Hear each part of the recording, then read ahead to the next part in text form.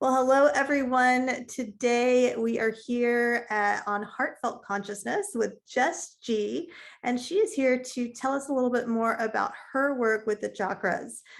Jess, thanks so much for being here today. Thank you, Michelle. I'm very happy to be here with you and your audience. Oh, it's great to have you. So we're going to talk a little bit about what inspired you and some of the things that you offer, but tell us a little bit about how you got started in yoga and like what inspired your practice initially. So I was introduced to yoga through dance. I was a dance major at the University of Texas here in Austin, and I think I was even a freshman, and one of my professors had us do yoga on Wednesdays. And it was a tape recording of a woman teaching. And so it was the same every time. Sometimes I still hear that recording in my head. Like we do, baby cradle pose. I can still hear them saying, hold the baby, hold your leg like it's a baby that you love. Like still run through my head. So she had us doing this on Wednesdays. And honestly, I wasn't a fan. It was just kind of weird. I was like, why are we not doing technique? I mean, I was like serious. And so she kind of noticed that about me, I think. And even later on in pedagogy, which is learning how to teach, she said, I know you can teach ballet. I know you can teach modern. That's not going to be a challenge. I want you to teach yoga. Here's a book. So I took the book, like How to Teach Yoga in 108 Days or something. I mean, it's just this one book. And then I was mentored by a woman named Kate. What's her name? Well, Kate. She was at Cafe Dance, and she taught yoga for seniors. And she very nicely opened up her studio to me to come and learn and observe. And I was so inspired by these senior women. They were rock stars. They were in their 60s, 70s, and 80s, but you would have thought they were teenagers. And I kind of went, okay, there's something here. And I really did begin to enjoy the movement aspect, the technical pieces of it. And so then later when I moved to New York to continue studying, I found a studio right away.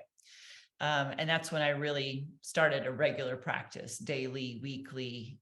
It's what I used to warm up before performances. And then later, eventually, I was ready to transition out of being a dancer and choreographer and into, like, I wanted to be a mom. I wanted to move. I wanted to just move on. And yoga had captured me. And so I decided to do yoga teacher training. I was like, this is a great mom job. It's something I'm interested in. It speaks to me. So I did the teacher training. And of course, anytime you do a teacher training, that's when you go deep. And I realized that my own faith could be held in this umbrella of yoga philosophy. And it was a new way to express spirit, was in asana. It was dance for me. Like that's how I just felt I moved and breathed, and that was spirit. And then over here in yoga, it was like, this is scratching the same itch. Yeah. And then to get to teach the teachings and help other people do the same, my heart lit up, and it just took over everything. And so that was almost 20 years ago. And here we are. So still inspired. I'm still inspired every day. I'm still inspired to learn. And I'm even more inspired by my own students and what their takeaways are. Yeah. What they gain. Absolutely. It's so interesting to me how, I've met with maybe 3 or 4 different podcast guests back to back, and every single one of them has a dance tie. Even Leslie Kaminoff was on yesterday, and every single one of you has a tie to ballet, has a tie to dance. That's what started it. And even in my practice, that's what started it. So it's just so interesting to me that there is this, call to the body and the expression through dance. And for some people, it's very natural. And for some people, it maybe isn't as natural. But then the yoga, meets both parties and gives both people, both walks, I guess, the opportunity to express spirit through body, through embodiment. And I think that's just really beautiful. Yeah, that's exactly the word that came to my mind as well, as embodiment. They're both embodiment practices. They're both taking ideas and movement and adding a splash of spirit. There's that union, and there's a co-participation between you and the audience. You're you learn energy and how to express that out or hold it back and take everybody on this energetic journey. It makes a lot of sense that there's so much crossover. I know that it's not always the case, but that's pretty funny that it's been this recent for you. Oh yeah, yeah. It's been so interesting to see how people are influenced. Well, tell me a little bit about how you went from teaching yoga and being a mom to yoga therapy, and then getting so interested in some of the energetic work within yoga therapy. Okay. Yeah, yoga was mostly asana for me for a long time. And then I did a weekend with Timothy McCall. He came to the studio where I was teaching at Yoga here in Austin, and his practice is yoga as medicine. That's his book. He's an Ayurveda. He lives and breathes Ayurveda, and he was was a medical doctor. So he has a really deep Western sense to the yoga teachings. And anyway, I remember sitting in this training, and it was just one of those light bulb moments. It was like, oh, this is what I want to do. Like really kind of go into a one-on-one with people and find out what is causing their suffering, or what is keeping them from experiencing life at their fullest. Were they stilted? What are they anxious about? What hurts? And just saying, oh, we can take this vast body of knowledge and distill it down into this beautiful 20-minute practice drawn with stick figures. Like, that's wild. And so when Yoga offered the yoga therapy training, I jumped in. And that's where I think it took 2 years, 2 full years to go through their program. And yeah, I never looked back. Had some great Ayurveda training in there, and a lot of Vini yoga, which I hadn't been exposed to before. I grew up in the Anusara lineage, which was very alignment based, and Vini is not. So now I'm a bit of a mutt, but the yoga therapy opened up my eyes to it being more than arm here, leg here, and then a heart theme. It was even moving into the subtle body. Yeah. On a day, Judith came, and I got to train with her. I did a teacher training with her and got to assist her in her training. And, I have devoured her books. They're practically falling apart. And she is a, contemporary model for the teachings. But to me, it makes a lot of sense. So kind of realizing now that both of my entrees into this was from these Western perspectives. Timothy McCall and Anodea Judith are both very Western minds. But I think that makes it much easier to distill the teachings to the people that we're talking to, or I should just speak for myself, that I'm talking to Westerners primarily, or and Americans, and at that Texans. And so there's a certain languaging that we're comfortable with. There's a certain way of seeing things that just puts everyone at ease in order to hear it. So to me, what is said, or the way something is said, is much less important than what is being conveyed. And as we move into the subtle body, if we're going to really have a sense of these really kind of esoteric, difficult to grasp concepts, I think it's helpful to have some tangible tools and words that help us understand something that's not that tangible. Totally. Well, in Jessica Jar's book, The Heart of Yoga, he talks about how important it is to have a teacher that speaks your language. Like, he literally says having a teacher from your cultural background is so important, because otherwise the nuances are lost, in a language barrier, so respecting the origin, respecting the lineage, respecting the language, but also being flexible enough to bring, some accessibility to your population, and to really communicate with them in a way that's going to be meaningful so that they can integrate these practices. I think that's really important.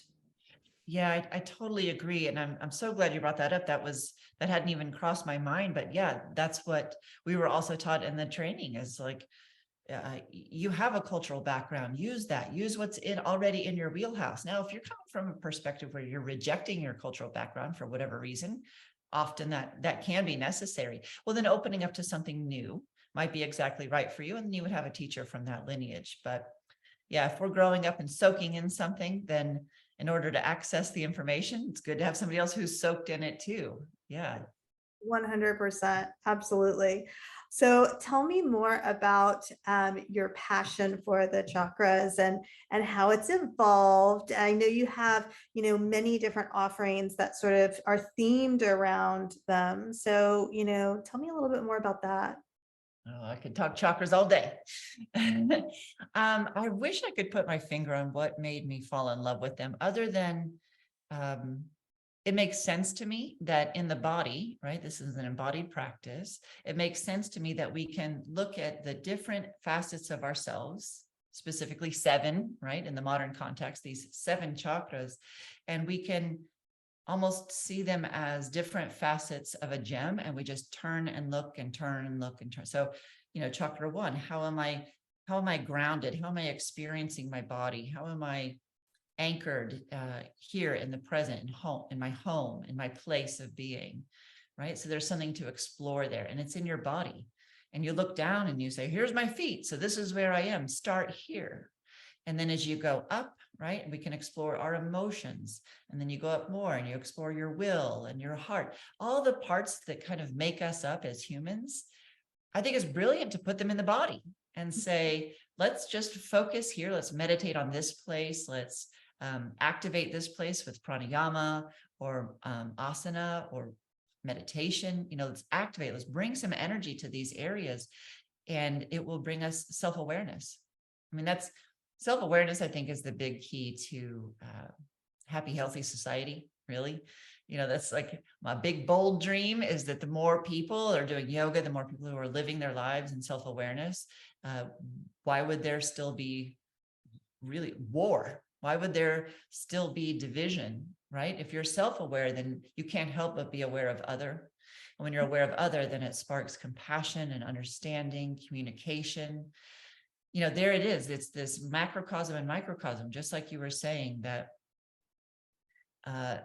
when you're looking for a teacher, that they come from your culture, you can communicate with them. Now, if you've done a lot of communicating within yourself, body, mind, and spirit, you're more able to communicate with your neighbor and then even your enemy, right? So to me, studying the chakras is a little step towards world peace. How about that? I love it. I absolutely love it.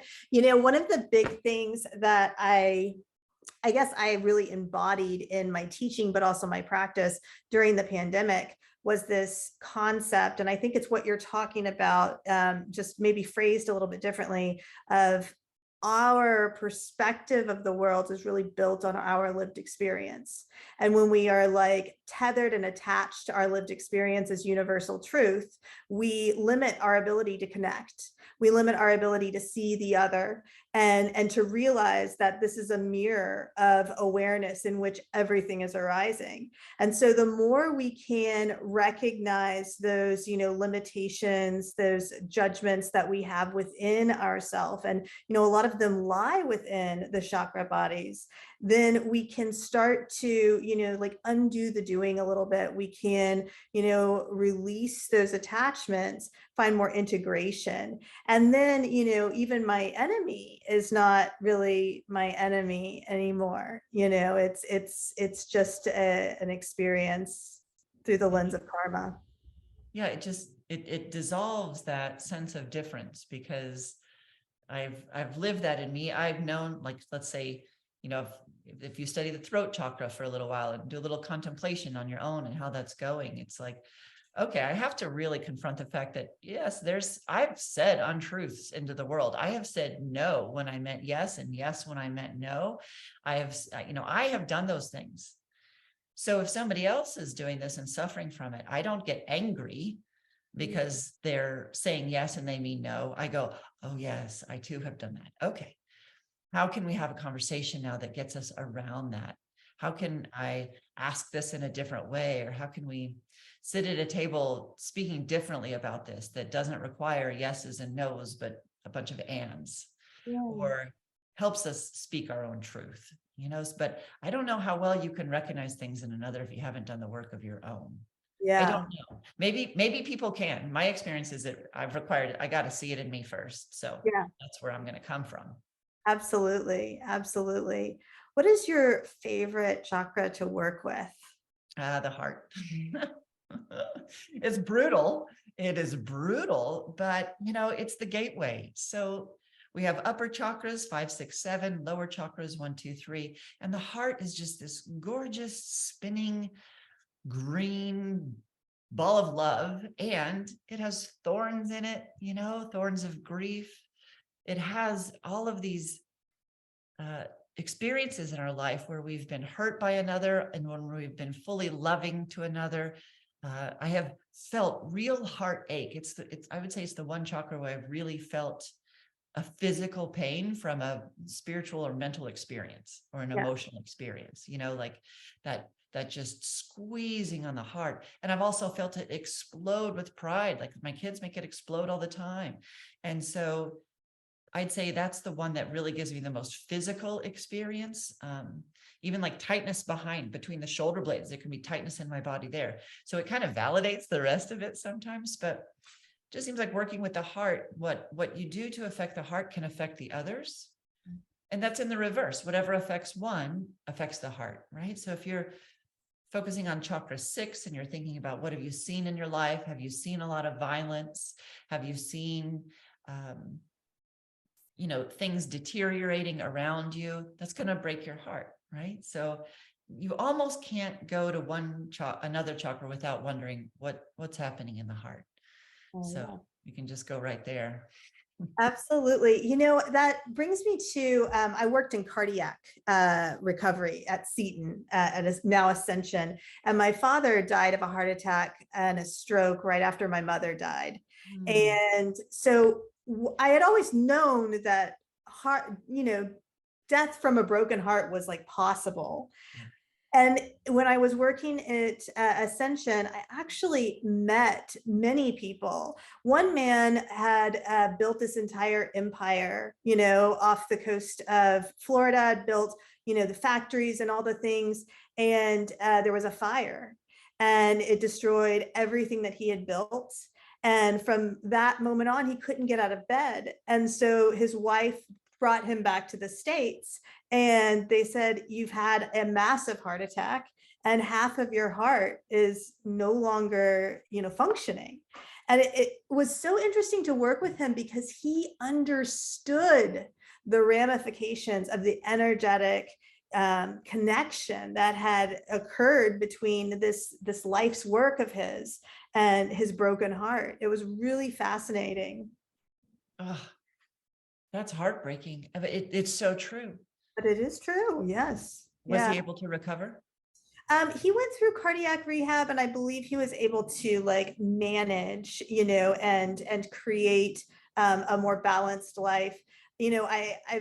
I have worked with people who, it was so intense that their infraction rating went down below like the sort of the rating that you want to see in a healthy heart. Like it puts them almost at transplant level. Hmm. And there was a lot of searching with those people. The most interesting client that I ever had in that arena, though, and it was so interesting because the heart patients did not like the crystal heart bowls. They really had a hard time with them. It was painful to them. Oh, And so we would normally go below, like I would bring in like solar plexus or I would bring in throat, like just to not sort of try to be in that space. It was really so interesting. Almost all of them were very receptive to like spirituality and energetic work through the lens of yoga, through the lens of prayer, through the lens of mantra. It was very, very interesting. wow. What an experience. I mean, that's what you're talking about a lot too is validation, so these practices that, there's been tons of studies, but I don't know that you can do a double blind study on the things that you're talking about. I mean, there's no, I don't know that there's a way to go at it, but there's plenty of documented stories like you're telling. There is plenty of experience that people have that definitely backs it up. And I'm a believer, but every time those things happen, just like you're describing, that's a validation. And I think that's important when we're on our own journey, that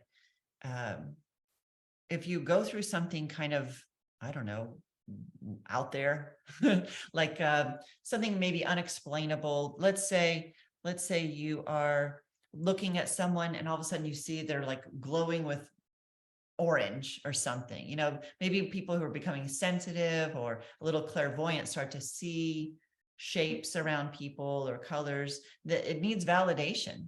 You have to ask that person, are you having an emotional response right now? Because I'm seeing orange, and often the person will be like, well, I'm feeling orange, like it just validates it. So those stories just kind of back up what the texts say and what our experience is. So yeah, there's not, the heart chakra is it's all over through it. And it's anahata.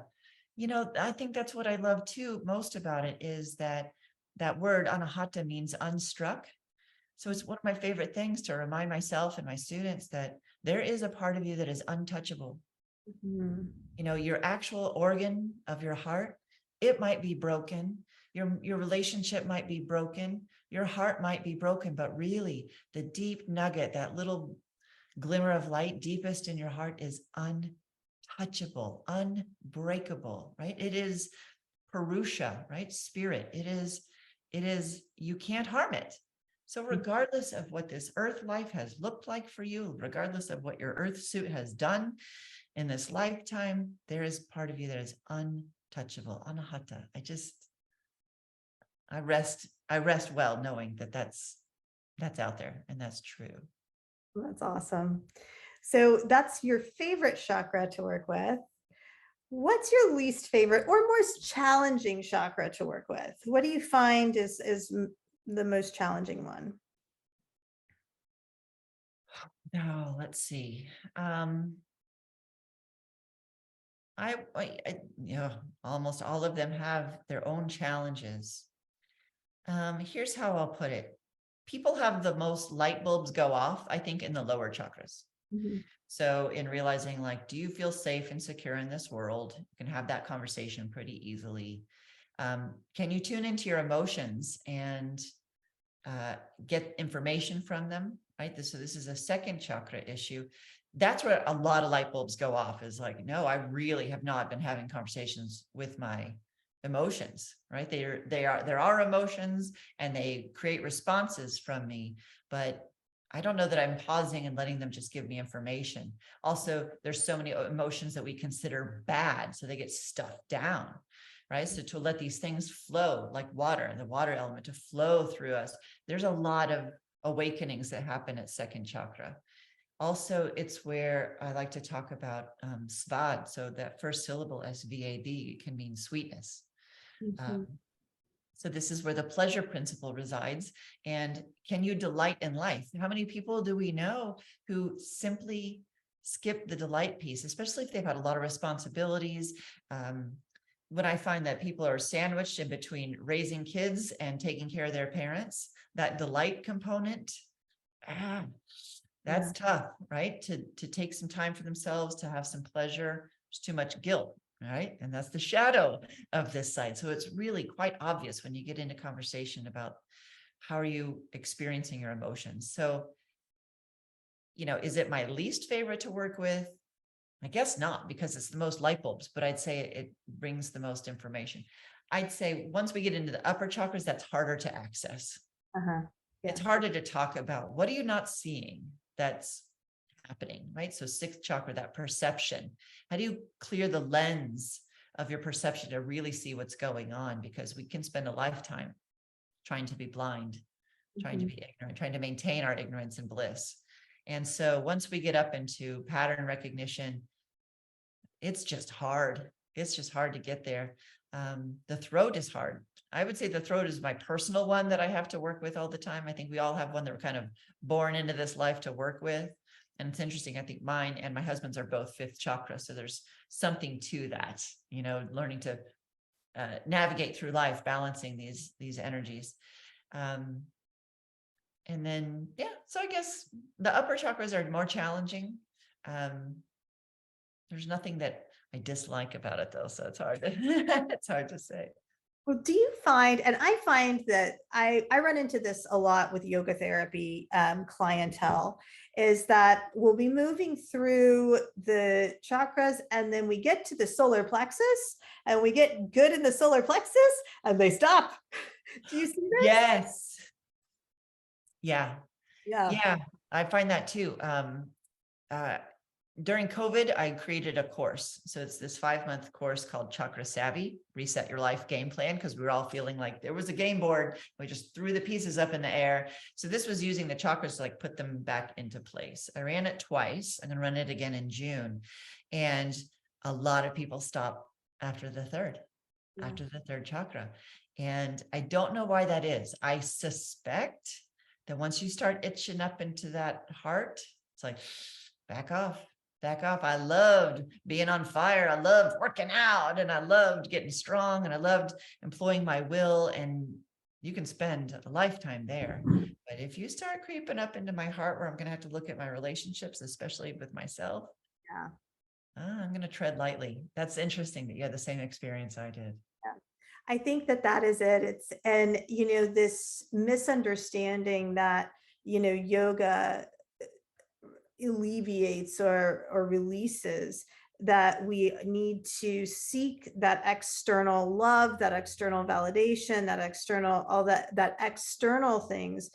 I think on some level, people generally know that what they're really seeking is love from themselves, unconditional, wholehearted, tantric love for their own lived experience.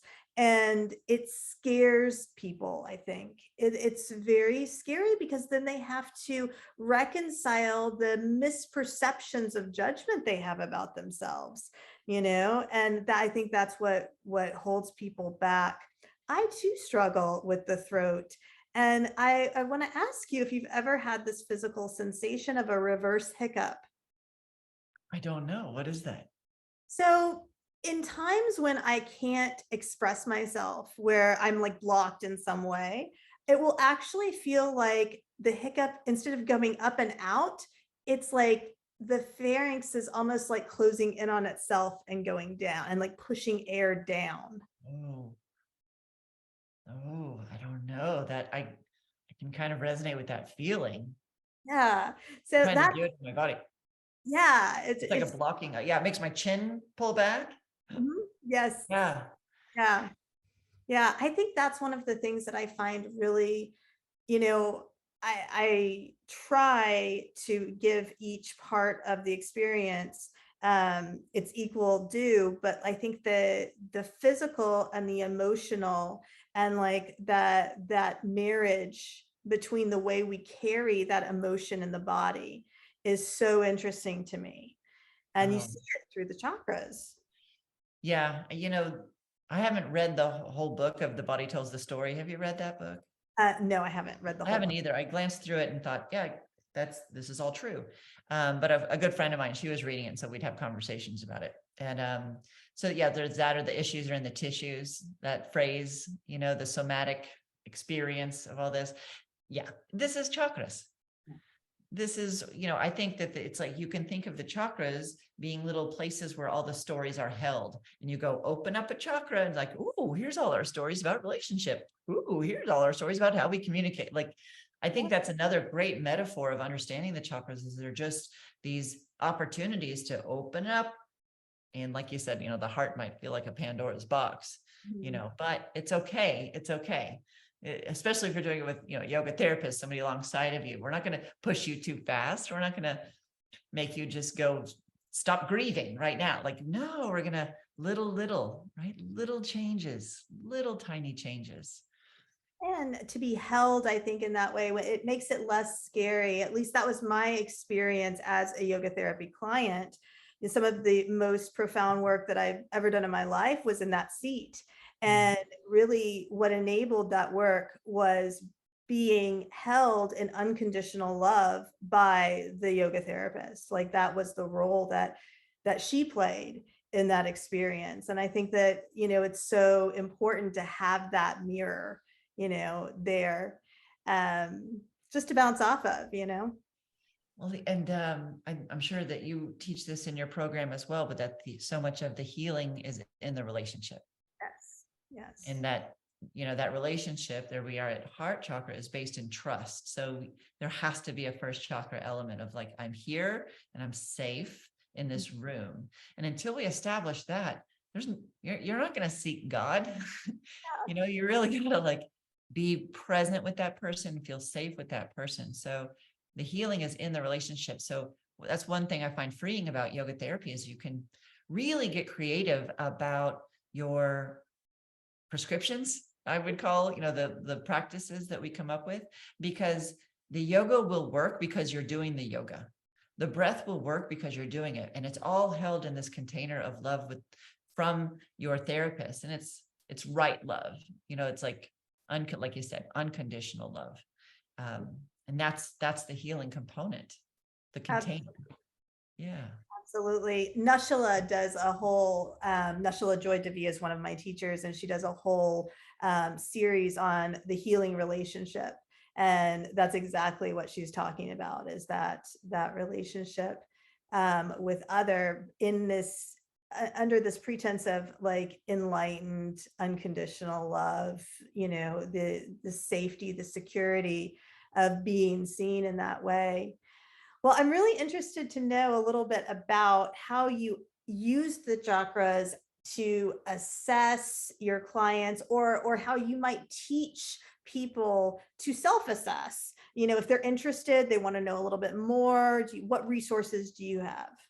Oh, thank you. I have a resource that I recently created that seems to be going well. Two different ones. So to start answering your question about how to use them as assessment.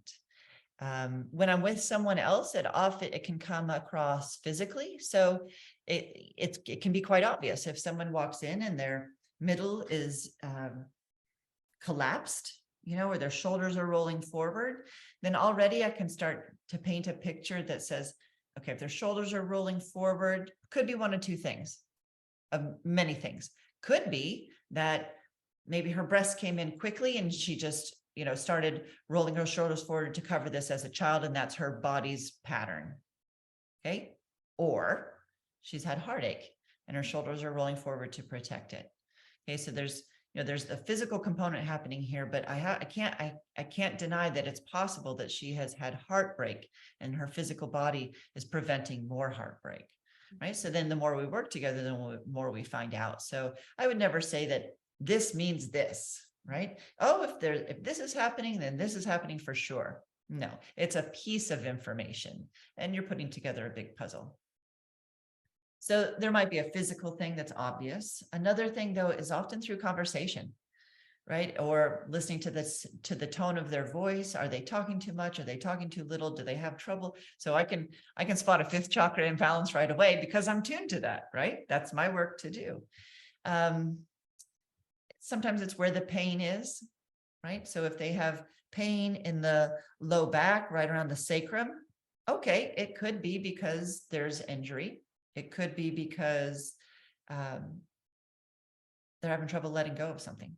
Mm-hmm. I know, I can't tell you how many times moms whose kids go off to college all of a sudden have this low back pain because they're having trouble letting go. I mean, it's a lot. And so we just acknowledge that. And so many times in the acknowledgement of that experience, that helps dissolve the pain. The pain has been named. It's not going to kill you. It's going to go now that you've, met it and dealt with it and thanked it for its little information. Right? It all has to be done with self-compassion. The heart chakra is in all of it, right? So we want to love on these signals that our body is giving us.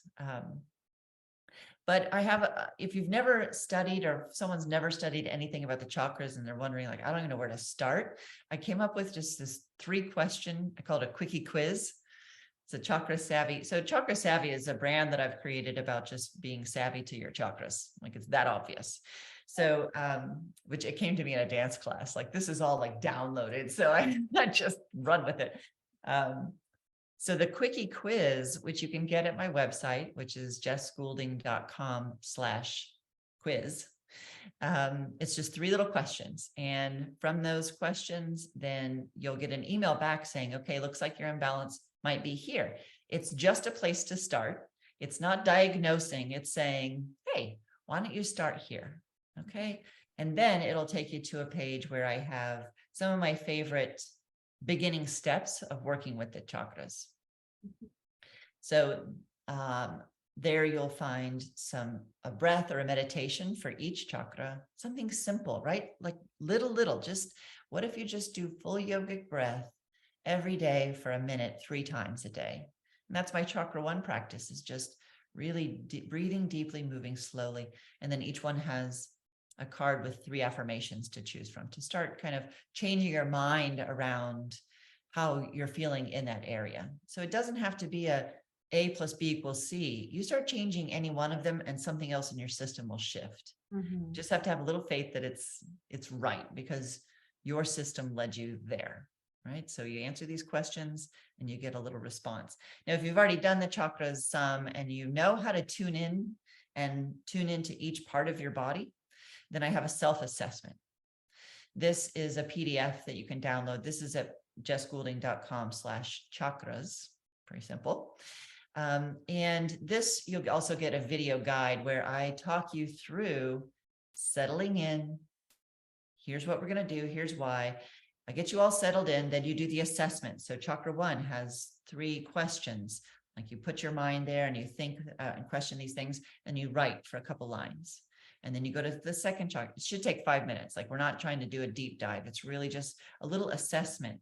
And it's just fun to watch people do this, because then they sit back and they go, oh my gosh, my 5th chakra. Because one of them will stand out. Like, I am not feeling very connected. Like, if you can't get any information, it's like, start there.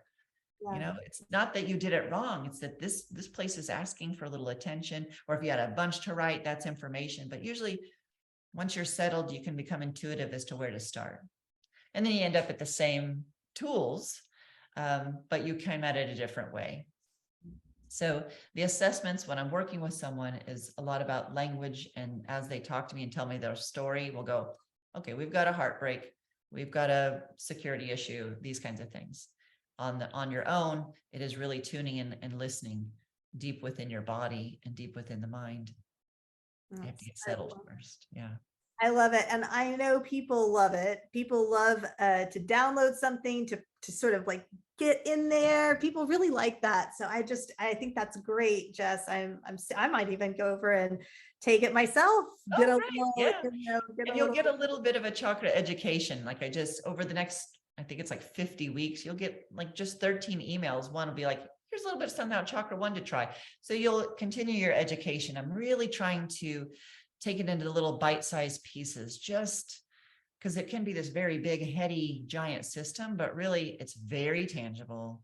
It's very useful, and little changes that create big transformation over time. So yeah, I'm a little passionate about it. Love it. Well, and that just leads us right into our next question. And, how does yoga and the chakras and, your faith and your family, how does this all fuel your heartfelt desire? Oh, how does it all come together to fuel my heartfelt desire? It's funny, we actually started with my heartfelt desire, which is that everybody has a deeper understanding of themselves. And so that looks like in my family, I try to practice, aim to practice good mirroring for my kids. So if they're doing something, I try to just help their self-awareness muscle. So if I see my daughter, well, it's usually texting a friend, something like this, and they're having a back and forth, and I ask her what's going on, and she's saying, well, there's all this drama going on between my friends, and we talk about, this is recent, that's why it's on my mind. We talk about, how is she handling this? Then from there, I get to reflect back, you're actually being a really good friend right now. Like, something about you is a good friend, right? So then she has this piece of information. I have it within me to be a good friend, right? Or my son is working a lot at the gym. He's on a baseball team and isn't even getting to play. But he is doing so much amazing ego work. I'm way prouder. Like, my heart explodes when I see how he's managing not getting on the field, but being part of a team. This is huge growth for him. So I tried to mirror to him, here's what you're doing. You're seeing yourself as part of a team, right? That's sixth chakra. You're changing your patterns.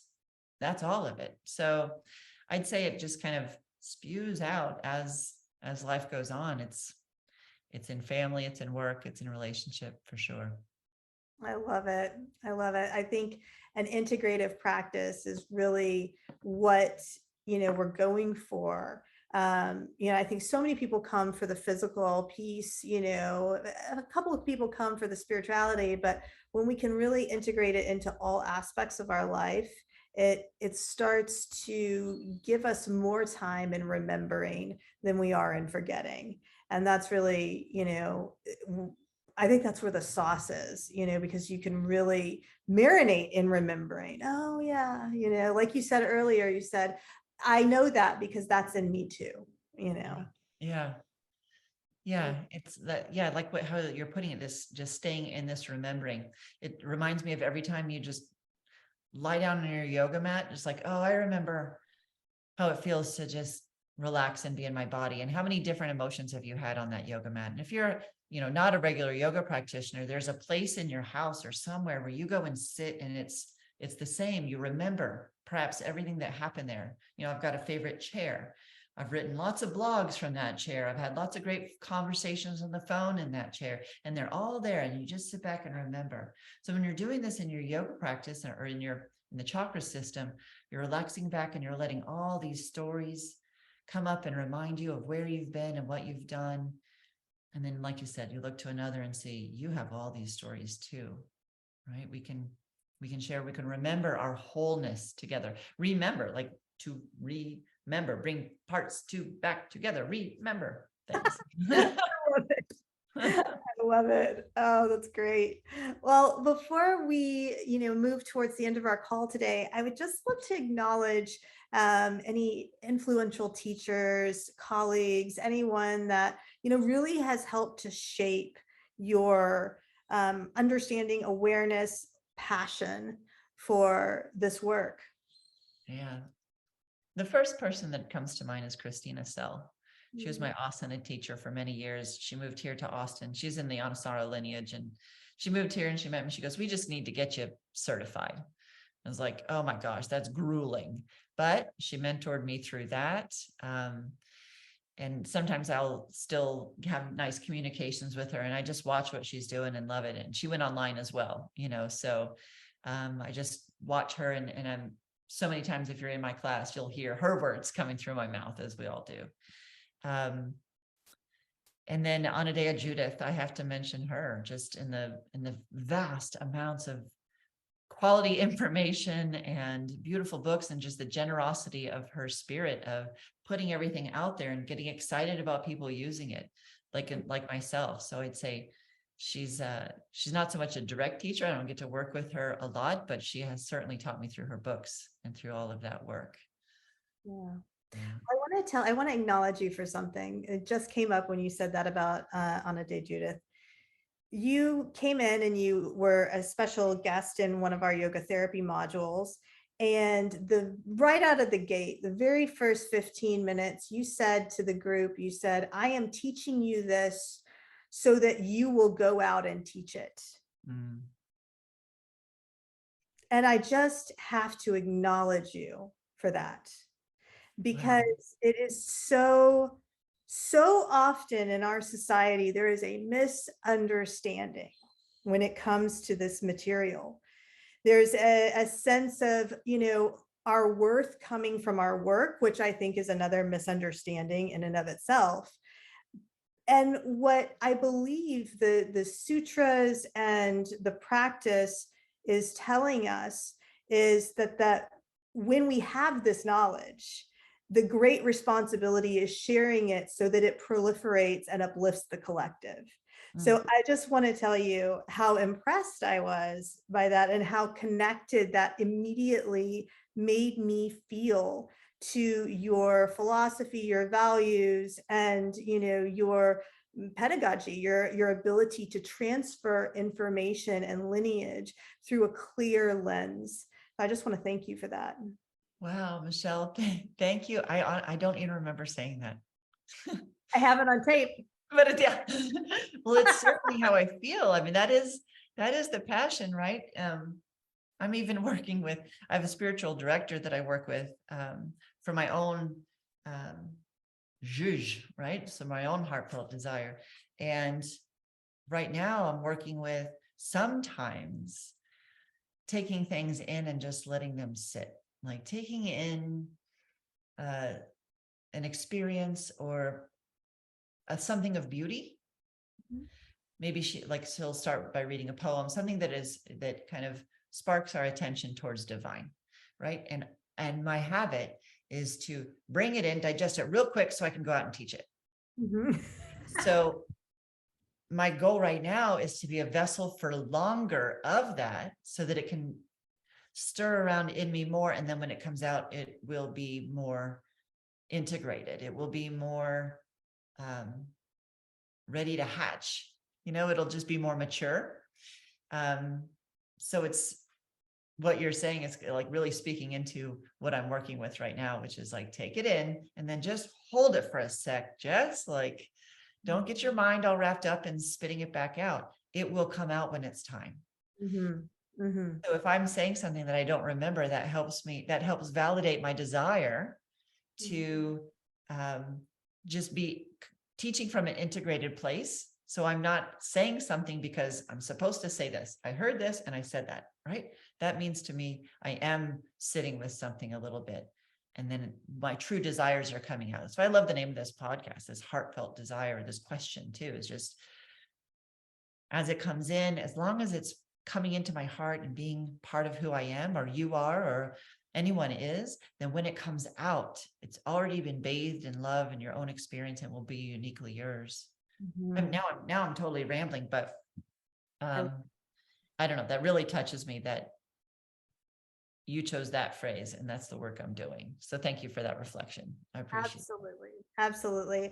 I am, so grateful that we had the opportunity to connect today, Jess. I look forward to a lot more collaboration and just to watch you develop and grow in your profession as well. I think that one of the things that lights me up and gives me like so much energy is collaboration and empowering colleagues in the industry. And so I'm so grateful for you. I'm grateful that you're here today. Thank you so much for sharing with us. I have to thank you for the same, because you invited me into your program, which is such an honor. I love what you're doing. I love watching you in your studio when I had the opportunity to be there. And I love watching you on social media and all that you're putting out. Like, you are doing your heartfelt desire, and it's contagious. So thank you for inviting me along for the ride. I look forward to future collaborations as well. The feelings mutual. Absolutely. And please check out Jess's website. Jess, give that to us one more time. It's www.jessgoulding.com. And if you wanted the quickie quiz, then you do .com/quiz. If you want the assessment, .com/chakras, right? But I also have other resources. And then I would also invite everyone over to my podcast if they wanted to listen. It's called Jess on the Mountain, Yoga, Chakras, and Becoming Your Own Guru. I'm only 5 episodes in, and we're already having a lot of fun. I'm looking at the metaphor of walking life as a mountain of self-awareness. And so we're doing it through the lens of the chakras. So, and I look forward to having you on mine one day. Yes, absolutely. Me too. Well, thanks so much again, Jess. Thanks for being here. Thanks for listening, y'all. And we will catch you next time. Thank you.